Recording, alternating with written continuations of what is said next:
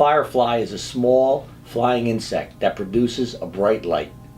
When Kingston's Tay Fisher steps on the basketball court for the Harlem Globetrotters, his infectious smile, along with his meticulously honed hoop skills, have lit up arenas all over the world. Tay is most certainly one of the best basketball players to ever come out of Kingston, New York. It is not just the championships and individual records that make Tay's story so special. It is where he came from, the places he has gone to, and what he gives back to his hometown. Firefly grew up on Kingston, New York's Van Buren Street, in the midst of dope pushers and crackheads. Right from his early childhood, he was determined to use basketball to spring him from the rough streets to the bright lights and huge stadiums across the globe. These days, when he gets a break from globetrotting, Tay returns home to conduct hoop clinics in Kingston and Albany. Recently at one of these hoop camps held at Coleman Gymnasium, I got a chance to watch Tay working with his young charges. He was also gracious enough to sit down with me and share his heart-lifting story.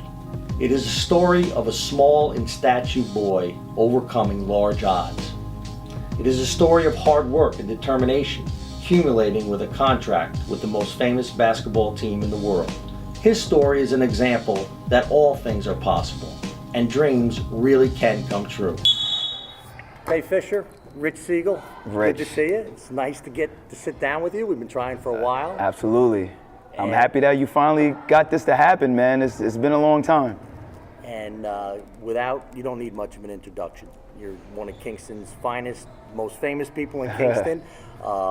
Tay is a Harlem Globetrotter currently. Yes. Grew up in Kingston, played his high school ball at Kingston, and went on to play at Siena College. Yes. And now a Harlem Globetrotter, also known as Firefly. Yes. Where'd that name come from, by the way, just before we get back to your background? Firefly. They decided to call me Firefly because they say I light it up as soon as I get on the court. Light it up. Yeah, they've been following my career since high school up until Siena, and I did such an amazing job. They said as soon as you get on the court, you light it up with your shooting, your dribbling, your smile, so we're going to call you Firefly.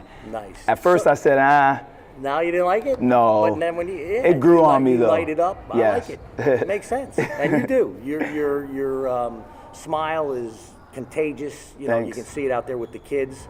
And today we're at your summer basketball camp. Yes. Giving back to the community that you've done for a few years now. And before we go down those roads, which we will, your career with the Globetrotters, Siena, your relationship to Kingston. Let's start with Kingston, where you grew up.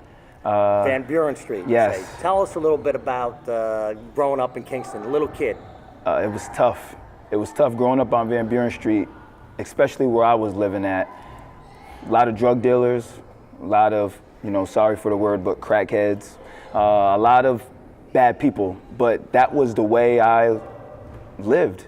I didn't personally live like that, but that's how I thought life was. I thought it was like that because that's how Van Buren was, and a lot of people from New York City were coming there. Maybe they were running from the cops or something. There was a lot of different issues that I had to go through being on Van Buren Street, and to be honest with you, I wouldn't trade that for the world. Would I love to live there right now in those type of circumstances? No. But it made me the person I am today, and I'm happy that I was able to go through that. As a kid, I'm assuming that basketball was the escape from Van Buren Street? Absolutely. I used to go to the Boys and Girls Club every single day, all day, as a way to get away from Van Buren Street. Because my family and my mom, my dad, they knew it wasn't the right place to live, but that was where we were able to afford at the time. And so your mom and dad were together and still are together? Yes, and they still are together, and that's a beautiful thing. That's a good foundation. And a lot of these kids always think I can't relate to them because they think all I've done is succeeded in my life, and that I didn't grow up in those type of circumstances. And I have to let them know it wasn't always peaches and cream for me. And when I explained to them about the struggles I had to go through as well, they start to see, you know what, Tay maybe did go through it. And I think I'm able to connect with kids a lot more because of my growing up. And I'm definitely happy with that. You see it out there, and we're going to have a lot of footage of you working with the kids at the camp. And yes. It's great stuff. Now, your work ethic is famous around. I mean, every coaches, talk to Coach Weinkoop, talk to Coach Kelder, talk to Chris Sesh, people from Kingston who have been involved. They talk all the time to me about how hard you worked as a kid and what you put into it.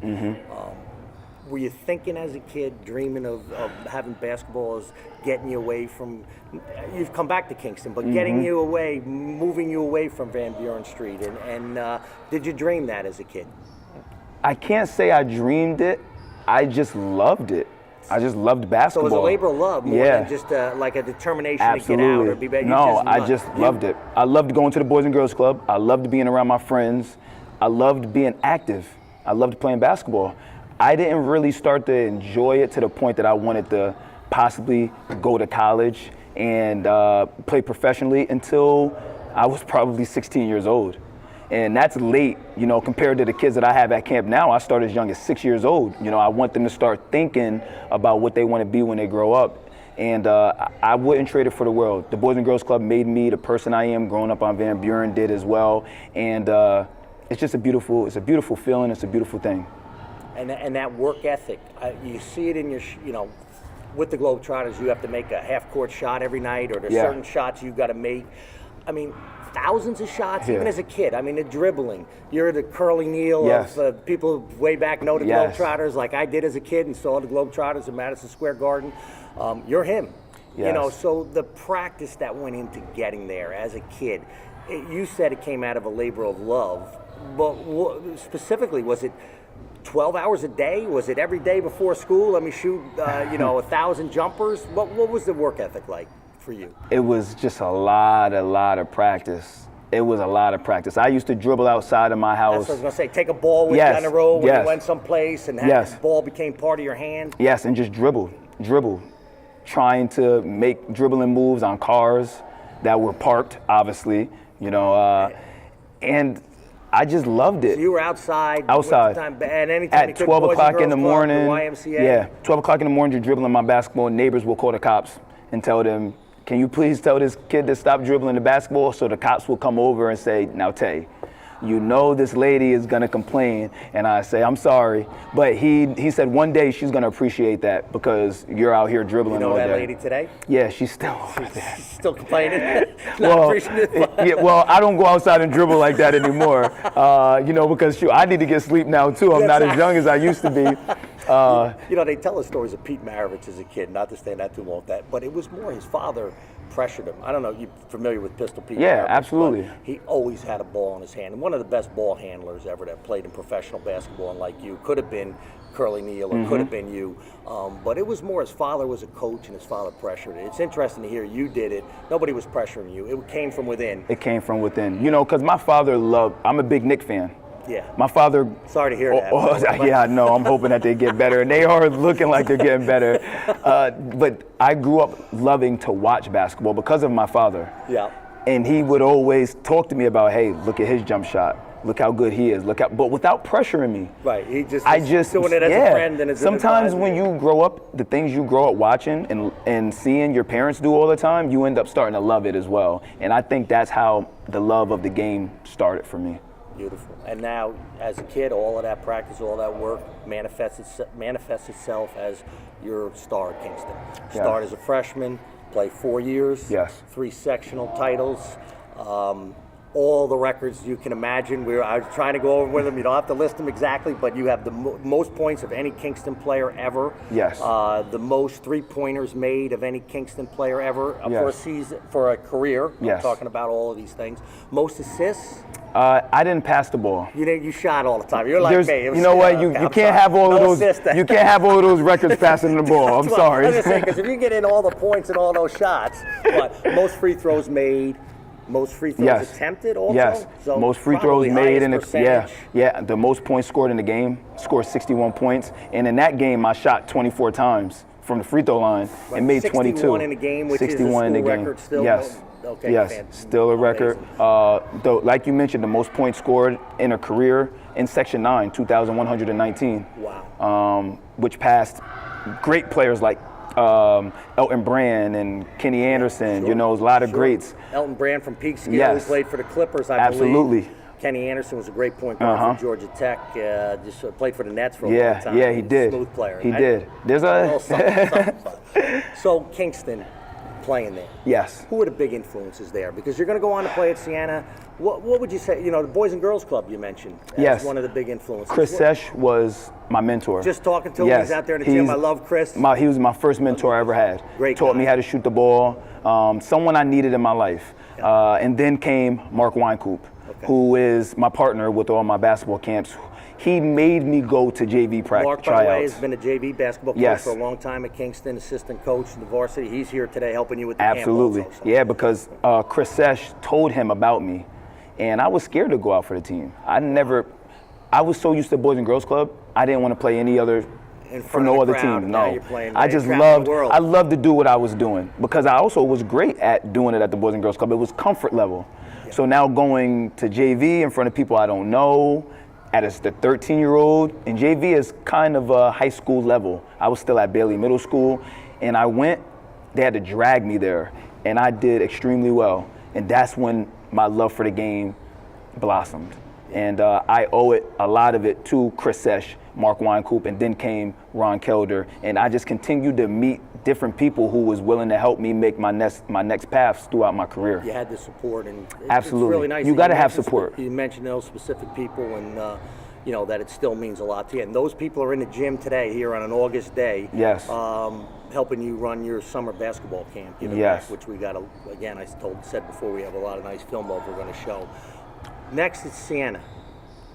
Division One, definitely, and nice time. You were basically sixth man there for 4 years, pretty much. You had a great career. I know the big highlight was in the NCAA tournament in your senior year, coming in against Vanderbilt, burying 6 3-pointers. I think did you miss one? You only took 6 for 6. Yeah. Amazing stuff. I remember watching the game on TV. What'd that feel like? It was an awesome feeling. Just going to a Division I school on a full scholarship was an accomplishment for me because academically I wasn't the best student. I didn't you ended know. Up getting your degree? Yes, but I didn't know how to apply my basketball skills and hard work on the court to the classroom. I just didn't know how to do it because I loved the game of basketball. I didn't particularly love school. I loved going to school. I loved going to school because I loved the friends. I loved the environment. Yep. But I didn't know how to bring that into the classroom until I got to Siena, because you have to be a student athlete. Sure. That student has to come first. And I got a full scholarship, got my bachelor's degree in psychology, and a minor in education, and I learned how to do it on the court as well. Even though I'm not the best player that ever leaves Siena, or even in the top scoring list. Famous. Yes, exactly. I like famous. Yeah, but you're absolutely right, though. I'm not on the scoring boards like I am for Kingston, but they appreciate me because I stayed loyal at Siena. When one of my coaches got fired, I stayed there, and I'm loyal to the program and love what I do there. And that was appreciated there too. You're saying you understood being good to people and showing some loyalty. You were paid back. I don't mean financially, but you were paid back. In the feeling and the way they treated you. Yes, and Siena has a strong community. That was one of the best things I loved about the school, because they take care of you even after your basketball career is over. Now, while you're at Siena and you're done at Siena, the pro basketball career, thinking about it, you had said earlier in our conversation that the Globetrotters had been watching you. Yes. Was that something that you knew about right during your senior year? Were you thinking about trying out for the NBA? Were you thinking about going to Europe? Tell us what happened with the Globetrotters, or how you transitioned from going to Siena to being with the Globetrotters. I just wanted to play basketball and make some money. I worked so hard. You wanted to do it for a living. And I wanted to play. Yes, I wanted to play professionally, and I wanted to do it because I loved it. That was one of the things that I loved, and something that I wanted to just carry on until after I was done playing at Siena. I didn't know about the Harlem Globetrotters. To be honest with you, I knew nothing about the Harlem Globetrotters. As a kid, you had never even seen the Globetrotters. I didn't have, the. Yeah, I got you. You didn't have the background like I did. Lark Lemon and. I didn't have it, and I knew about tricks. That's the only thing I knew about Harlem Globetrotters. They did tricks. Yes, that's all I knew about them. Right. I wanted to play professionally overseas. Some things just didn't work out. And I honestly thought basketball was over for me, because I thought that was my avenue that I wanted to go. The NBA, you were kind of sure that wasn't there for you. Yes, and but that was Europe, that was in 2008. Your teammate in high school, Keith Simmons, played in Turkey and several places, correct? So, Justin Robinson, by the way, too, playing. We got a nice picture of you, Justin Robinson. Keith. Yes. And Anthony. the young man, Anthony, he was just at Yes. my house the other night. But Anthony Gaines, yes, he's a great yes. player and going. 4 best players probably to ever come out of Kingston. But we'll debate that on a different day. We're back to the Globetrotters and thinking about, okay, you wanted to play in Europe. Yes. So I wanted to play in Europe. Nothing came my way. Globetrotters contacted me. This is 2008. They contacted you. Yes, they called me on my phone, and after I got done working out with my father in the car, and they wanted me to come out for a tryout. So that's how they work it. You that's come out how for it a worked. tryout. They got Yes. some other guys that they Yes. got in mind. It could be Firefly Yes. or somebody. Absolutely. Curly Neal, I'll call Yeah. him because the magic guy. The guy, but again, Tay is the guy who makes all the long shots and dribbles around in the show that the Globetrotters put on every night. Yeah. So I went there. It was in Phoenix, Arizona, with a few other guys. I did extremely well, but they didn't have enough spots for one more person, which would have been me. So I didn't have anything. So what they have you do there? See what you It was do? all basketball, nothing with tricks. Because you got to be a great basketball player first. Of course. So it's all basketball, all basketball. Okay. And I didn't make it because they didn't have any room for me, so I didn't have anything going on. So what did I do? I went back to school. So I went to the College of St. Rose, started working. Yeah, started working on my master's for grades 1 through 6 to be a teacher. Yes. Fantastic. And is that what you're looking to do afterwards? Yes. Yes. So well, I was going to get to that at the end, but that's it. So I started doing that. Now it's 2009, so I'm like, okay, my basketball career is over. Maybe nobody wants me, but my teammates and all my friends say, don't give up. Right. Don't give up. Things don't work all the time when you want it to work. Still thinking about Europe? Absolutely. Globetrotters called me. They called me again. They called you again. And they said, come back out and let's see what you got. We can possibly find a spot for you. I worked extremely hard. I did better. Yes, for that absolutely, because I knew what to expect. Right. I did better than I did the first time, way better, because I didn't want to give up that dream. And they probably could see in you the work ethic that you had put in that effort, and they could see the personality. Yes. So all of those things. And it all worked out. It all mattered. Maybe that wasn't my time to go. Maybe that worked out for a reason, because that following year, 2009. Then they said, we want you. So from 2009 till today, you were making a living playing basketball with the Harlem Globetrotters. Yes. And if somebody said, what was your break? My answer would be, I'm not even asking you answer, was a lot of hard work all the way. There was no break. They just noticed you, the Globetrotters, and they called you. And your break was going to a tryout and showing them what you could do. Yeah. And I worked extremely hard for that opportunity. And here I am today. So playing for the Globetrotters, 7 years. Obviously, you've seen the world. That's why they're called the Globetrotters. Yes. An amazing band of basketball players that really, and for people who don't know, and a lot of the younger generation don't really understand the Globetrotters. They were a professional basketball team, started like in the 1940s. 1926. Okay, Abe Saperstein. Abe Saperstein. I didn't even do it. I wasn't even researching on the Globetrotters. I just happened to know that. But morphed into, that's a fair word, into a more of an entertainment basketball where they play the same team every night, but they put on a show. And these are all great college ball players, some of them former pro ball players on the Globetrotters. Yes. And it's an entertainment thing. It's a basketball skill thing. You tell me, what's it like? I mean, traveling the world and entertaining people and playing basketball.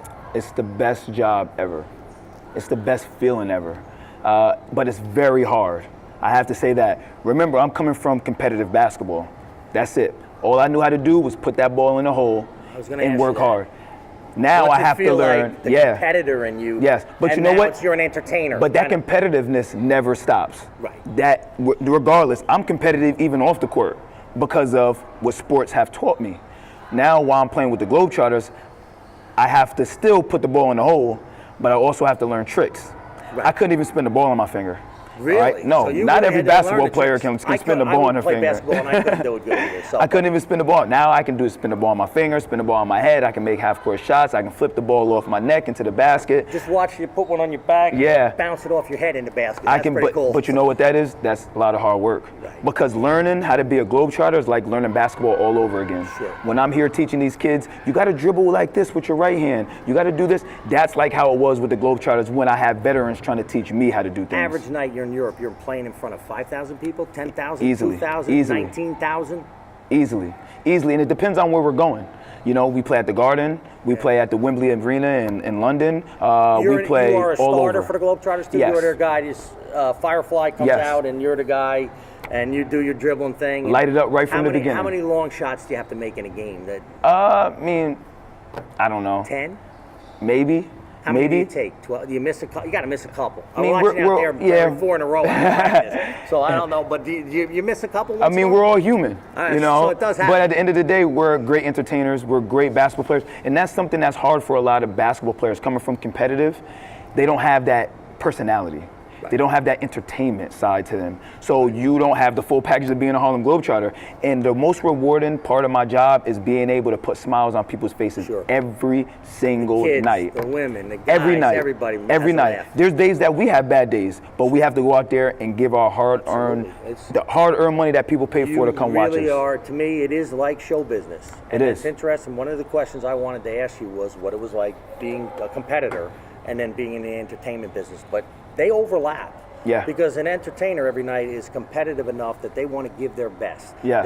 They're going to judge their performance. The winning and losing, I'm putting words in your mouth, but I would imagine is how well you perform that night, not so much what the scoreboard says. Yes. You had a good night and a win. If you made all your shots, you got 4 people to laugh harder than they normally do. You got the crowd into the game, and then that was a good night.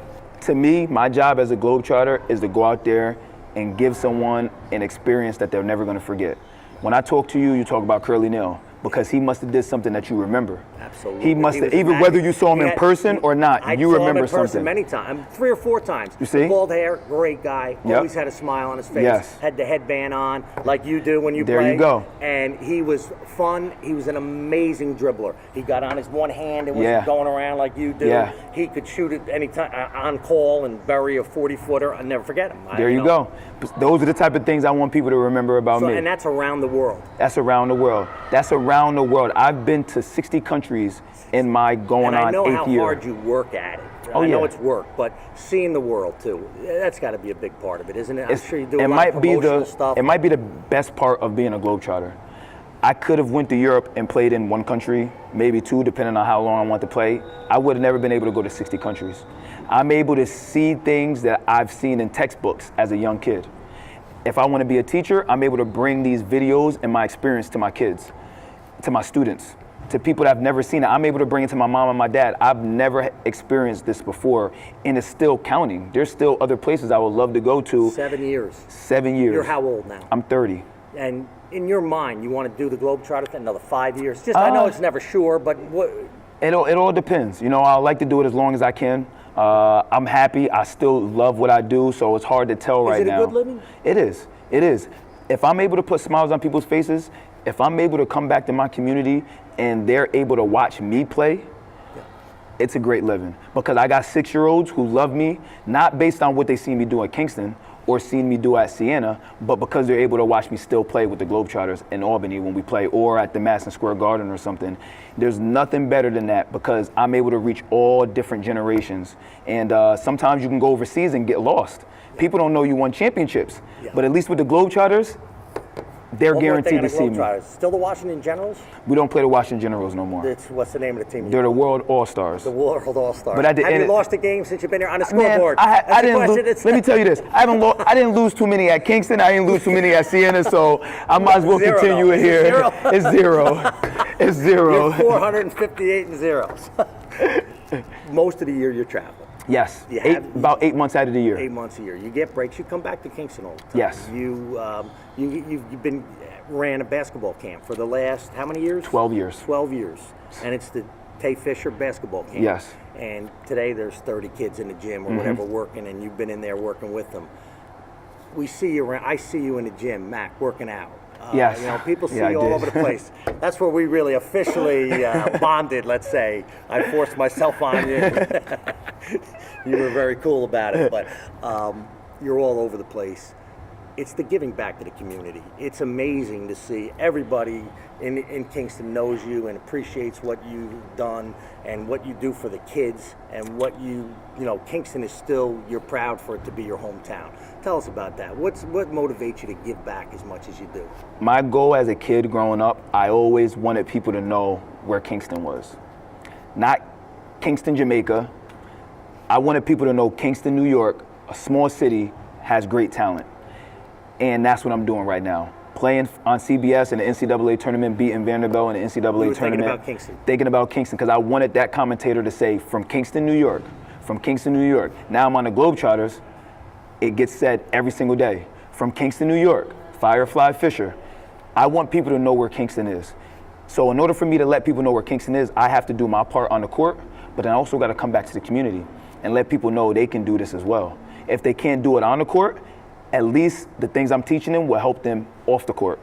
Because like I said to you, that transition for me was hard, but that doesn't mean it has to be hard for everybody else, because I didn't have people telling me the things that I'm learning right now like I'm telling these kids. And I think it's very important that people know that I have a camp that's been going on for 12 years. I started it as soon as I left high school. I got a breast cancer event where my campers play basketball to help raise money for breast cancer, and we give 100% of the proceeds to a foundation locally in the Hudson Valley. I have preseason workouts, I have shooting and dribbling clinic, I have a father-kid day that helps the fathers and the kids bond with each other. I have so much going on. If I don't do it, who else is gonna do it? And my goal is to make sure my campers grow up and then come back and help me give back to the youth as well, which a lot of these staff that I have here right now, they were campers at one point. I noticed they were campers and they were players. And Dunlap, is that Devon. I remember he was a very good player. Yes, and Devon, I recognize a few great of them. player. I have another camp at Bailey right now. Justin's Justin's over there. That's Anthony Gaines is there. Okay. It's great to be able to do that for you, not only, but so the giving back. Giving is important. It comes naturally, and I see the passion in your face when you're out there talking to the kids, and the way they look back at you. You are sending a tremendous message that, I'm from Kingston. Yes. I love it here. There's good people here. It's not always easy, but look what can be done. What can be done. And the reminder of the work that went into it, and the dedication that you displayed throughout your career and still do, is inspirational to these kids. You can see it. That's my goal. That's my goal. I also have a camp at Troy High, which is right by Siena, because I want people to know. You do that too. I have that as well, and I had it last week. But that's to let people know, okay, you're not my hometown like Kingston is, but you made an impact on my life as well. And that's a great camp as well. Overall, I think this year I had 270 kids total. And how many are going through this camp this year, would you guess? Kingston, is that what Kingston? Yeah. I say probably 200 of them. Okay, so but remember, 270. So you got 500 kids in the summertime. Now remember, that's 1 year. Now remember, this isn't just Kingston. You got New Paltz, you got Saugerties. Right. But that's even better, because now I'm not only hitting Kingston kids, but it's an amazing feeling. I also let people know I just finished my master's, but I had to do that while being on the road. And that's in certification of teaching. Yes. So right now I'm in the process of getting certified. So I have to go through New York State certification. But I got my master's. I'm happy with that. I worked on it while I was on the road. But that's letting kids know, if I can do it on the road, being gone 8 months out of the year, why can't you do it being around here every single day? I know you got to know where you got to go where you get a job. Would you love to come back to Kingston and coach? I would love to, but I don't know where life is going to bring me. But that is in the back of your mind? Absolutely. You could see yourself teaching, coaching, because you're a natural. Thank you. I appreciate it. People don't know, but me doing these camps, I'm teaching right now. Oh, absolutely. Me doing with the Globetrotters. Other than what we do on the court, people don't know. We go to schools, talk to kids, we go to hospitals, visit kids who need it. That's still teaching. I still have a variety of kids that are here, that's good, and then some that are here that need to get here. What's different than being in the classroom? I'm gonna have 30 of those kids, it's similar. So I have to teach the same type of levels, same type of way every single time. Yeah. So I'm doing that. Now, remember we talked about earlier, I didn't like school. Right. But I love learning. I love working with kids, and if I went through the struggles that I've been through to where I am right now, it's very important that I teach the kids from grades 1 through 6 how to do it, so by the time they get to high school, they won't have any problems. I was a teacher for a little while, and I can completely relate. I was not a great student, but I loved teaching. I loved mentoring, and I loved learning, and I still love learning. Mm-hmm. So it's more about not kind of what student you were, but it's about your passion for learning and your ability to relate to kids and really have the energy and the passion, again, that it takes to motivate kids and get them there. You got it, Tay. Thank you. You are an amazing guy. We are really proud of you from Kingston, and it's not, you know, everybody recognizes it. You hear it in the street all the time, and whenever you're seen, my kids know who you are, and they just graduated from high school, so we really appreciate that you gave us a chance to get inside your world a little bit and talk to you. It was a lot of fun, and also a feel-good situation. I thank you so much. Thank you. I appreciate this, man. You're the best. Hey, and there's still a lot more to go. We'll be talking to you over the years. Talk to me in 10 years. I'll give you some different things. Coaching and winning sectionals and everything. We'll be talking to you. All right, sounds good. Thanks, Tay. Thank you.